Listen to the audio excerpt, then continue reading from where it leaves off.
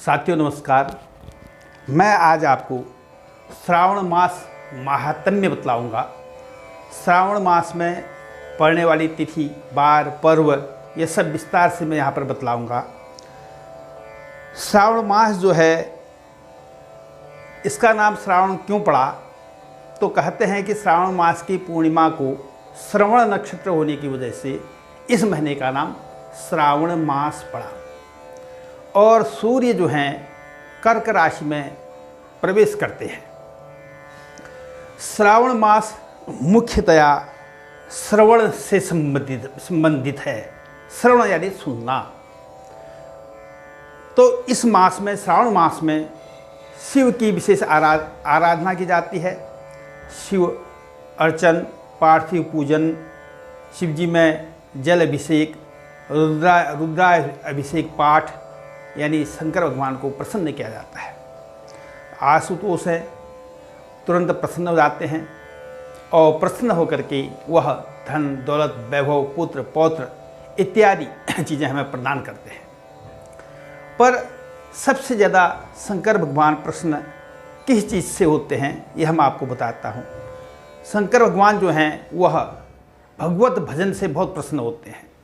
अगर उनके सामने राम, कृष्ण, वासुदेव, विष्णु इनकी जितनी भी आराधना उपासना की जाएगी तो शंकर भगवान बहुत प्रसन्न होते हैं। इसलिए वह बार बार पार्वती से राम जी के गुण, विष्णु भगवान, कृष्ण भगवान, दामोदर इनके गुणों को बखान करते रहते हैं।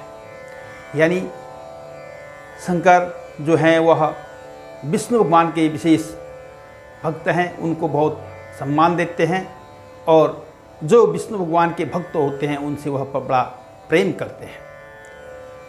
और वैसे भी विष्णु सहस्त्र नाम का जो पाठ किया जाता है वह शिवालय में करने पर उसका विशेष फल प्रदान मिलता है। यानी विष्णु सहस्त्र नाम का पाठ अगर शिवालय में किया जाए तो आशुतोष शंकर भगवान बहुत प्रसन्न होते हैं। इसलिए भक्तजनों, इस मास में श्रवण का कार्य विशेष बताया गया है। श्रवण करने के से हम जो हैं, विद्यार्थी जो हैं वो अच्छी तालीम हासिल कर लेते हैं, अच्छी डिग्रियां प्राप्त कर लेते हैं। इसी श्रवण के माध्यम से उन डिग्रियों को प्राप्त करने के बाद वह अच्छे पदों में सुशोभित हो जाते हैं। तो श्रवण का इतना महत्व है। तो इसी भगवत नाम का श्रवण करने से हम अगर श्रवण करेंगे या शंकर भगवान जी को इसका श्रवण सुनाते रहेंगे तो वह बहुत प्रसन्न हो जाते हैं। और कहते हैं कि शंकर भगवान जब प्रसन्न होते हैं, अपने भक्त पर विशेष प्रसन्न होते हैं, वह अपने भक्त को धन, दौलत, वैभव, पुत्र, पौत्र इत्यादि सुख तो देते ही देते हैं। इसके अलावा वह उसको विशेष विष्णु भक्त बना देते हैं। शंकर भगवान की विशेष कृपा जब होती है तो उस आदमी, उस व्यक्ति पर विशेषकर वह विष्णु भक्त बन जाता है। क्योंकि विष्णु भक्त से ही शंकर भगवान विशेष प्रसन्न होते हैं। तो खासकर श्रावण मास शिव भक्ति, विष्णु भक्ति का विशेष मास माना गया है। अब मैं आपको श्रावण मास में आने वाली तिथि, पर्वों के बारे में बतलाऊंगा। तो सुनिएगा। 16 जुलाई 2024 को हरेला संक्रांति होगी।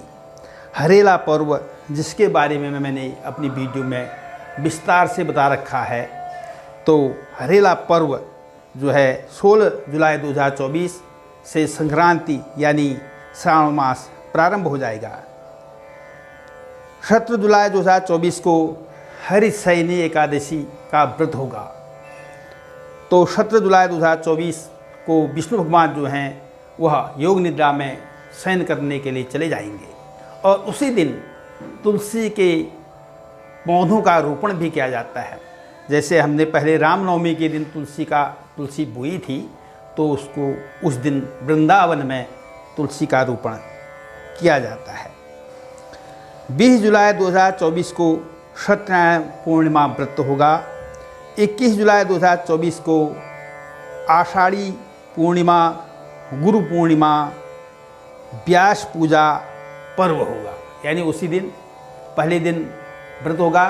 सत्यनारायण दूसरे दिन गुरु पूर्णिमा, आषाढ़ पूर्णिमा पर्व व्यास पूजन होगा, जो 21 जुलाई 2024 को होगा। 31 जुलाई 2024 को कामिका एकादशी का व्रत किया जाएगा। 4 अगस्त 2024 को देव पितृ कार्य अमावस्या हो जाएगी, 4 अगस्त 2024 को। 5 अगस्त 2024 को श्रावण शुक्ल पक्ष प्रारंभ होगा। 9 अगस्त 2024 को नाग पंचमी का व्रत किया जाएगा। 15 अगस्त 2024 को श्रावण मास समाप्त हो जाएगा। तो साथियों, मैंने इस श्रावण मास के बारे में आपको संक्षिप्त जानकारी दी। इस जानकारी को आप स्वयं इसको सुनेंगे, ग्रहण करेंगे, इसके बारे में जानेंगे। इसके बाद जो है हर मास का महात्म्य व तिथि पर्व में इसी प्रकार अपने चैनल में लाता रहूँगा। अगर कहीं पर कोई शंका आपको होती है तो आप अपने प्रश्न उसमें लिख सकते हैं और उसका समाधान आपको मिल जाएगा। तो इसी के साथ मैं श्रावण मास महात्म्य को यहाँ पर संपन्न करता हूँ। ओम नमो भगवते वासुदेवाय। जय कृष्णा।